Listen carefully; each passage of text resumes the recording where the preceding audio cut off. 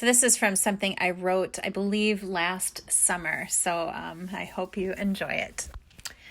I was driving home yesterday and started to approach an intersection that has become a thorn in my side as of late. There is road construction going on everywhere, and this particular way home for me is part of a detour directing tons of traffic to this intersection that would not typically go this way. There are stoplights, and the road I am on is not the main road. As you can guess, when the green light finally comes on, it doesn't last very long, and there are a lot of cars. As I approached the intersection yesterday, I was trailing behind a car that was, for some god-awful reason, actually going the speed limit. A limit of 25 means you actually can drive 30, buddy. Come on now.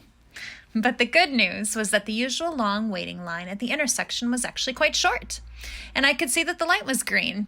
Oh, baby, yes! I really wanted to make this light. I really wanted to just get home to start my weekend.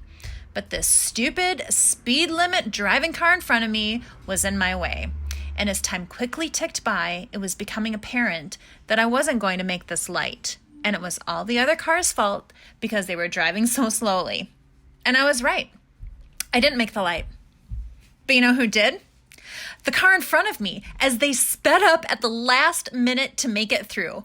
Oh my God, seriously, now? They decide now to break the law and get through the intersection? What a bunch of crap. Stupid law-abiding, speed limit driving jerky face. I'm so mad at you right now, jerk. Now, typically, I would have replayed the scenario over and over again in my head, reminiscing about how pissed off I got and how right I was and wrong they were. I would have then arrived home and shared the pissed off, yet wildly entertaining, story with my husband, and he would have gotten mad at the other car too, because he loves me, and that's what a spouse is supposed to do. We get mad at the same things, together. I would have held on to it until eventually I'd feel it in my stomach and in my heart, and it would have become part of my being. But for what purpose? What would that possibly accomplish? The driver sure as hell doesn't know how right I am and how wrong they were. In fact, I'm quite certain the other driver ahead of me went right through that intersection without one little thought of the volcano of a woman they left behind them at the intersection. So how do I do this better? I've been reading The Power of Now by Eckhart Tolle, and I'm learning that suffering comes from either living too much in the past or too much in the future. I also heard an anecdotal story about the Dalai Lama. The person being interviewed was asked if they ever saw the Dalai Lama angry. The response was a definite yes, but it lasted only a few seconds, and a smile and hearty laughter returned to his being. So I tried that. I moved on. I pretended like the whole scenario completely disappeared behind me as I finally did make my way through the intersection. And when any flicker of its present appeared, I extinguished it by thinking of something else, anything else. I stayed fully and completely present. Holy crap. It felt really, really good.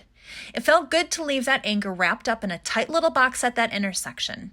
It felt good to not have to drag it home with me. I felt lighter, I felt happier, and it was at that moment that I got it. Just feeling the anger isn't what buries us. It's the holding on to that does. Yes, I figured that one out, at least I thought. Not everything is simple, however. I began to think about how I can apply this to my relationships. Not quite so easy and clear. It's one thing to let go of anger at somebody that I don't know and will likely never interact with again.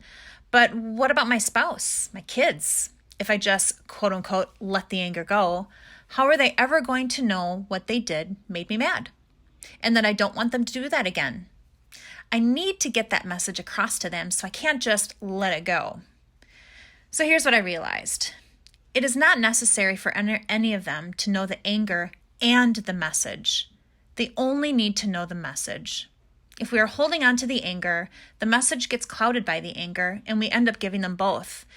And sometimes the anger is the only thing that sticks around for them, and the message gets lost. I need to learn to detach the emotion from my message. Like this.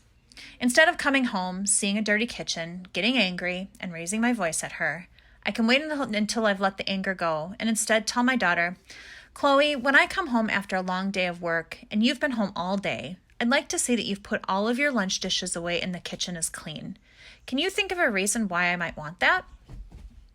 Instead of coming home or rolling my eyes and getting all passive-aggressive when he doesn't acknowledge me, I can say to my husband, with my arms around him, "Hey, dear, when I walk in the door, I'd like you to acknowledge me as soon as humanly possible. It makes me feel connected to you, and that's important to me."